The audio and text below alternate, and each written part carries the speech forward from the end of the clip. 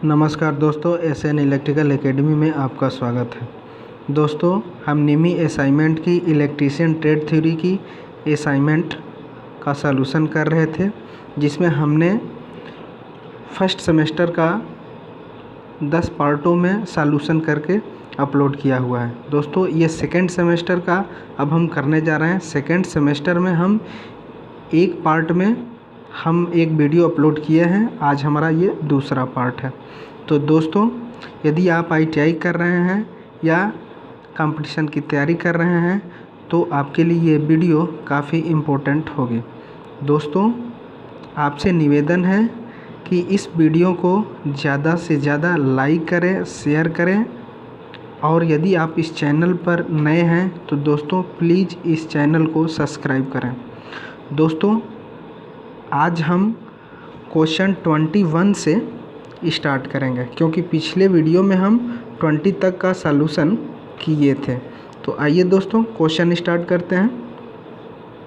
21, सीसा अम्ल सेल की आवेशन की रासायनिक क्रिया के दौरान धनात्मक प्लेट का क्या होगा। दोस्तों, लेड एसिड सेल जो होता है, इसमें चार्जिंग के कंडीशन में धनात्मक जो टर्मिनल होता है वह लेड परऑक्साइड होता है PbO2, और निगेटिव टर्मिनल जो होता है Pb होता है। इसको स्पंजी लेड भी कहते हैं। लेकिन ये चार्जिंग का कंडीशन हो। डिस्चार्जिंग में दोस्तों कंडीशन होता है कि पॉजिटिव टर्मिनल और निगेटिव टर्मिनल, ये दोनों जो हैं डिस्चार्जिंग के कंडीशन में लेड परऑक्साइड होते हैं PbSO4, लेड सल्फेट होते हैं। दोस्तों, चार्जिंग के कंडीशन में धनात्मक प्लेट PbO2 होगा और निगेटिव Pb होगा, स्पंजी लेड होगा। और डिस्चार्जिंग के कंडीशन में दोनों प्लेट का जो होगा वो PbSO4 लेड सल्फेट होगा। तो दोस्तों, यहाँ पे पूछा है आवेशन की क्रिया में धनात्मक इलेक्ट्रोड, यानी ये होगा PbO2 लेड परऑक्साइड, यानी ऑप्शन नंबर बी सही होगा। नेक्स्ट क्वेश्चन 22, बैटरी के आवेशन के दौरान वेंट प्लग को खुला क्यों रखा जाता है। दोस्तों, वेंट प्लग को खुला इसलिए रखा जाता है ताकि जब बैटरी चार्ज होती है तो उससे काफ़ी मात्रा में गैस निकलती है, तो उस गैस को सरलतापूर्वक बाहर निकलने के लिए वो वेंट प्लग को खुला रखा जाता है। ऑप्शन नंबर ए है, गैसों को स्वतंत्रतापूर्वक बाहर निकालने के लिए। तो जी दोस्तों, ऑप्शन नंबर 1 सही होगा। नेक्स्ट क्वेश्चन 23, कौन सी विधि में बैटरी को कम धारा पर लंबे समय तक आवेशित किया जाता है। दोस्तों, ये ट्रिकल चार्जिंग होती है। ट्रिकल चार्जिंग में क्या होता है कि इसमें सामान्य धारा का 1% से 2% पर बैटरी को लंबे समय जो होगा दोस्तों वो लंबा होगा, और जो करंट होगी वो सामान्य करंट का 1 से 2% पर इसको चार्ज किया जाता है। दोस्तों, ये इसकी ज़रूरत कब पड़ती है ट्रिकल चार्जिंग की। तो दोस्तों, इसका है कि बैटरी को ज़्यादा समय तक, यानी 1 हफ्तों तक हम चार्जिंग छोड़ देते हैं, 1 हफ्ता के अंदर अंदर उसको चार्ज डिस्चार्ज नहीं करते हैं, तो उसमें यह दोष उत्पन्न होता है, सल्फेशन दोष। इसी सल्फेशन दोष में जो ग्रेविटी होती है वो गिर जाती है काफ़ी ज़्यादा, उसी को हम पुनः पाने के लिए ट्रिकल चार्जिंग करते हैं। तो यहाँ पे ट्रिकल चार्जिंग होगा दोस्तों, यानी ऑप्शन नंबर बी सही होगा। नेक्स्ट क्वेश्चन दोस्तों, इसमें एक और देख लेते हैं।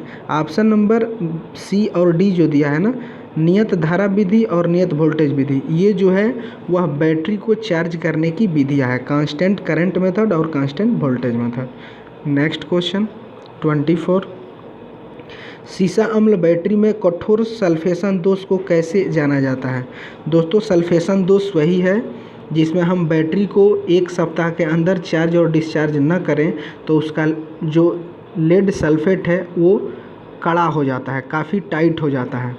तो उसको पुनः हम इस दोष को, सल्फेशन दोष को दूर करने के लिए बैटरी को हम ट्रिकल चार्जिंग देते हैं। ट्रिकल चार्जिंग यानी कम धारा पर अधिक समय तक उसको चार्ज करते हैं। ऑप्शन देख लेते हैं।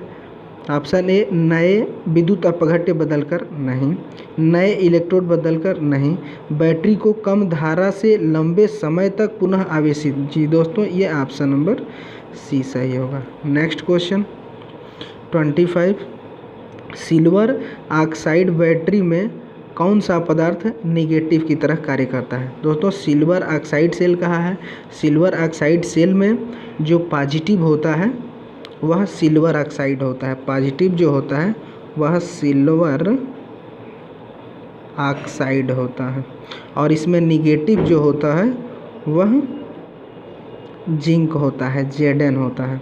इसका इलेक्ट्रोलाइट जो होता है यानी EMF वह 1.5 वोल्ट होता है। यहाँ पूछा है निगेटिव, यानी निगेटिव जिंक होगा, यानी ऑप्शन नंबर 1 सही है, जिंक।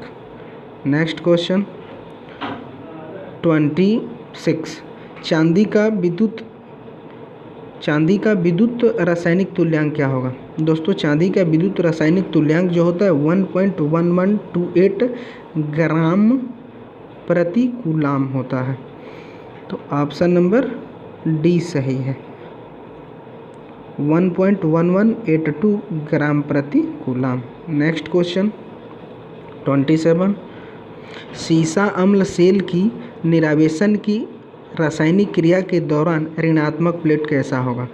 दोस्तों लेड एसिड बैटरी जो होती है उसमें डिस्चार्जिंग के कंडीशन में दोनों प्लेट जो होती है एक बन जाती हैं, यानी दोनों का जो लेड सल्फेट हो जाती है PbSO4, पॉजिटिव भी होगी PbSO4 और निगेटिव भी PbSO4 होगी। कब? जब दोनों बैटरी डिस्चार्ज होगी तब। और लेड एसिड सेल में जो इलेक्ट्रोलाइट मिलाते हैं वो H2SO4 होता है, ठीक। और प्रत्येक प्लेट का जो वोल्ट होता है 2.2 वोल्ट होता है। यदि चार्जिंग की कंडीशन में देखें तो चार्जिंग में हो जाएगा पॉजिटिव जो होगा PbO2 लेड परऑक्साइड होगा, और निगेटिव जो होगा वो Pb होगा, लेड सल्फेट होगा। तो यहाँ पूछा है डिस्चार्जिंग के कंडीशन में और ऋणात्मक प्लेट यानी स्पंजी लेड होगा, यानी ऑप्शन नंबर ए सही है। नेक्स्ट क्वेश्चन 28, सीसा अम्ल सेल में विभाजक का उद्देश्य क्या है? दोस्तों सेपरेटर की ये बात कर रहा है। सेपरेटर जो होता है ना वो छिद्र युक्त होता है, और इसका काम जो होता है ये जो है अगर हम इसको निगेटिव लेते हैं और इसको हम पॉजिटिव लेते हैं तो ये दोनों प्लेटों को आपस में शॉर्ट सर्किट होने से ये बचाने का काम करता है सेपरेटर। तो दोस्तों ऑप्शन देख लेते हैं, विद्युत अपघट्य हेतु रास्ता प्रदान करना, नहीं। धनात्मक एवं ऋणात्मक प्लेट को अच्छे तरह से पकड़ना, नहीं। धनात्मक एवं ऋणात्मक प्लेट के मध्य लघुपथन शॉर्ट सर्किट को रोकना, यानी ऑप्शन नंबर सी सही है। नेक्स्ट क्वेश्चन 29, सीसा अम्ल बैटरी का विशिष्ट गुरुत्व मापने हेतु कौन से उपकरण का प्रयोग किया जाता है? तो विशिष्ट गुरुत्व को मापने के लिए दोस्तों हाइड्रोमीटर का प्रयोग किया जाता है, ऑप्शन नंबर बी सही होगा, हाइड्रोमीटर। बैरोमीटर जो है वायुमंडलीय दाब मापता है, एनीमोमीटर हवा की गति को मापता है।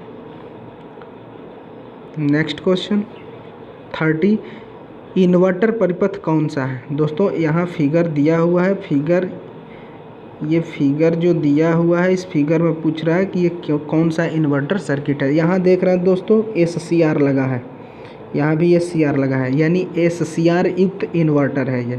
ऑप्शन देख लेते हैं, ड्रिवेन इन्वर्टर, नहीं। SCR उपयोगिता इन्वर्टर, तो ऑप्शन नंबर बी सही होगा।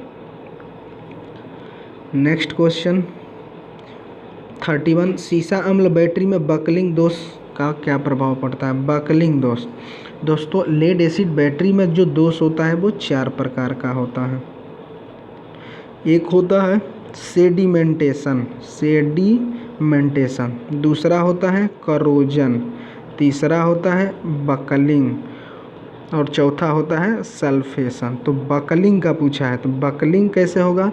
यदि किसी बैटरी को हम 6 एम्पियर से अधिक दर पर चार्ज और 25 एम्पियर से अधिक पर डिस्चार्ज करेंगे तो यह बकलिंग दोष उत्पन्न होगा और इसमें प्लेटें जो होगी वो टेढ़ी हो जाएंगी और आपस में शॉर्ट सर्किट होने की संभावना रहती है। तो दोस्तों ऑप्शन देख लेते हैं। ऑप्शन ए है इलेक्ट्रोड का मुड़ जाना, यानी दोनों प्लेटों को मुड़ जाना, यही ऑप्शन सही है। ऑप्शन नंबर ए सही है। नेक्स्ट क्वेश्चन, परिपथ का कुल निर्गत वोल्टेज यहाँ पूछ रहा है। यहाँ देख रहे हैं दोस्तों 3 सेल जो हैं वो सीरीज में लगे हैं और प्रत्येक सेल का ईएमएफ वोल्टेज जो है 1.5 वोल्ट है, इसका भी 1.15। तो दोस्तों यहाँ वो पूछ रहा है, यानी टोटल को हम सीरीज में जोड़ देंगे, तो सीरीज में जोड़ेंगे तो 1.5 प्लस 1.5 प्लस 1.5 यानी 4.5 हो जाएगा वोल्ट, यानी ऑप्शन नंबर डी सही होगा, 4.5 वोल्ट। नेक्स्ट क्वेश्चन 33, शुष्क सेल में धनात्मक इलेक्ट्रोड के रूप में क्या प्रयोग किया जाता है? शुष्क सेल में दोस्तों इसमें जो पॉजिटिव जो होगा वह कार्बन होता है, निगेटिव जो होता है वह Zn होता है। तो यहाँ ऑप्शन देख रहे हैं तो धनात्मक इलेक्ट्रोड पूछा है, यानी कार्बन होगा, यानी ऑप्शन नंबर बी सही होगा। दोस्तों इसमें थोड़ा सा और हम बता दें, इसमें जो इलेक्ट्रोलाइट हम लेते हैं वह होता है ammonium chloride NH4Cl, zinc chloride ZnCl2 और प्लास्टर ऑफ पेरिस CaOOH का ट्वाइस 2H2O। और दोस्तों इसमें अगर हम तो दोस्तों इसका ऑप्शन नंबर धनात्मक इलेक्ट्रोड पूछा है तो ऑप्शन नंबर बी सही हो जाएगा, कार्बन। नेक्स्ट क्वेश्चन 34, भार बढ़ने पर सेल के सिरों का वोल्टेज क्या होगा? दोस्तों डिक्रीज होगा, घटेगा लोड पे, यानी ऑप्शन नंबर बी सही होगा। नेक्स्ट क्वेश्चन 35, वोल्टाइक सेल में स्थानीय क्रिया दोष को कैसे दूर किया जाता है? दोस्तों प्राथमिक सेल में दोष 2 प्रकार का होता है। पहला जो होता है स्थानीय दोष और दूसरा जो होता है ध्रुव छादन दोष। स्थानीय दोष जो होता है वह नो लोड पर होता है और ये ध्रुव छादन दोष जो होता है वो फुल लोड पर होता है। इसमें और है स्थानीय दोष जो होता है वो निगेटिव टर्मिनल पर होगा और इसको दूर करने के लिए हम पारा की परत चढ़ाते हैं, Hg की परत हम निगेटिव टर्मिनल के चारों तरफ लगाते हैं। अगर ध्रुवछादन दोष होता है तो इसमें हम हाइड्रोजन के बुलबुले पॉजिटिव पर इकट्ठे हो जाते हैं, जिससे वाह्य सर्किट में हमको करंट लेने में बाधा उत्पन्न होती है। तो इस दोष को दूर करने के लिए पॉजिटिव टर्मिनल पर MnO2 मैग्नीज डाइऑक्साइड का लेप लगाया जाता है। ठीक है, तो इसमें जो क्वेश्चन में दिया है कि वोल्टाइक सेल में स्थानीय दोष कैसे उत्पन्न होता है, तो वोल्टाइक सेल में कैसे रोका जा सकता है, तो जस्ते ऑप्शन ए देख लेते हैं, सेलों को श्रेणी में नहीं, द्विध्रुवक रंजक का उपयोग करके नहीं, सी सेलों को समांतर क्रम में नहीं, जस्ता प्लेट का अमलगम के रूप में, वही जस्ते पर यानी निगेटिव टर्मिनल पर हम जिंक की परत कर चढ़ाएंगे, यानी ऑप्शन नंबर डी सही होगा। नेक्स्ट क्वेश्चन 36, M=Z/IT में Z किसको इंगित करता है? Z जो होता है विद्युत रासायनिक तुल्यांक होता है, यानी ECE इलेक्ट्रोकेमिकल इक्विवेलेंट। दोस्तों ऑप्शन नंबर बी सही होगा। नेक्स्ट क्वेश्चन 37, तांबे का विद्युत रासायनिक तुल्यांक होता है। दोस्तों Z का मान पूछा है, विद्युत रासायनिक तुल्यांक, तो तांबे के लिए होता है 0.329 ग्राम प्रति कूलम, यानी ऑप्शन नंबर ए सही होगा, ग्राम प्रति कूलम। नेक्स्ट क्वेश्चन 38, सीसा एसिड बैटरी में बकलिंग दोष कैसे उत्पन्न होगा? क्या कारण है? तो बकलिंग दोष का जो कारण होता है, बैटरी को यदि हम 6 एम्पियर से अधिक दर पर चार्जिंग और 25 एम्पियर से अधिक दर पर डिस्चार्जिंग करेंगे तो बकलिंग दोष उत्पन्न होगा। यानी ऑप्शन इसमें देख लेते हैं। ऑप्शन ए है अति आवेशन या अति निरावेशन पर, हाई चार्जिंग और हाई डिस्चार्जिंग में, यानी ऑप्शन नंबर ए सही होगा। नेक्स्ट क्वेश्चन 39, बैटरी में वोल्टेज की चार्जिंग स्थिति की जांच करने के लिए किस उपकरण का उपयोग किया जाता है? दोस्तों बैटरी की वोल्टेज की चार्जिंग की स्थिति जांचने के लिए तो हाई रेट डिस्चार्जिंग टेस्टर का उपयोग किया जाता है, यानी ऑप्शन नंबर डी सही होगा। दोस्तों नेक्स्ट क्वेश्चन, और ये आज का अंतिम क्वेश्चन होगा, इलेक्ट्रोलिसिस के दौरान कौन सा हिस्सा इलेक्ट्रॉन खोता है? तो दोस्तों यदि कोई भी पदार्थ यदि इलेक्ट्रॉन खोता है यानी किसी को देता है तो उस पर जो चार्ज आता है वो पॉजिटिव चार्ज होता है, और जो लेता है वो निगेटिव चार्ज आता है। यहाँ कह रहा है कि इलेक्ट्रॉन खोता है यानी किसी को दे रहा है तो इस पर पॉजिटिव चार्ज आएगा, यानी पॉजिटिव को हम एनोड भी कहते हैं और निगेटिव को हम कैथोड भी कहते हैं। पहला दिया है कैथोड, गलत हो जाएगा।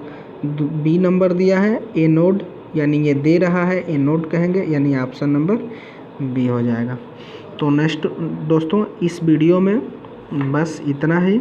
दोस्तों यदि आप इस चैनल पर नए हैं तो प्लीज़ दोस्तों इस चैनल को सब्सक्राइब करें और अपने दोस्तों में इस वीडियो को ज़्यादा से ज़्यादा शेयर करें और लाइक करें।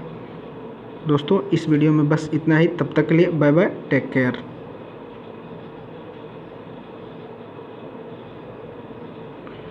ये थोड़ा सा स्क्रीन दोस्तों दिक्कत कर रही है।